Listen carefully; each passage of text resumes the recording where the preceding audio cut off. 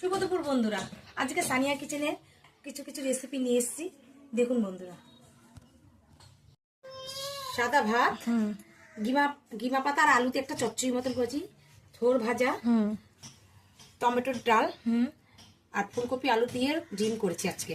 ও, এইটা তো একটা নতুন ধরনের আইটেম, প্রায় ফুলকপি দিয়ে। হ্যাঁ, আর লাস্ট পাতে আছে চাটনি। হ্যাঁ, সে তো একটা মিষ্টি পদ না থাকলে হয় না। আর আমরা যেহেতু বাঙালি, তো চাটনি ছাড়া তো লাস্ট পাতে মানে একেবারে চলেই না। তা ঠিক আছে বন্ধুরা, দেখতেই পাচ্ছেন আজকে কি দারুণ দারুণ পদ রান্না করে ফেলেছে মা দুপুরবেলা।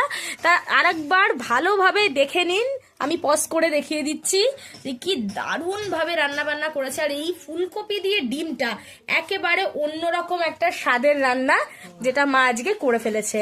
আর এই সাইডে ভাতও আছে, এইটা আছে ভাড়ালি ছেচকি, এইটাও মা দারুণ বানায়। গিমা পাতার আলু দিয়ে চচ্চড়ি, মানে একটু তেতাও আমাদের বাড়িতে থাকেই। তা ঠিক আছে বন্ধুরা, আমাদের ভিডিও আপনাদের কেমন লাগে সেটা অবশ্যই জানাতে কিন্তু ভুলবেন না। যে একটুকুই টাটা। বন্ধু।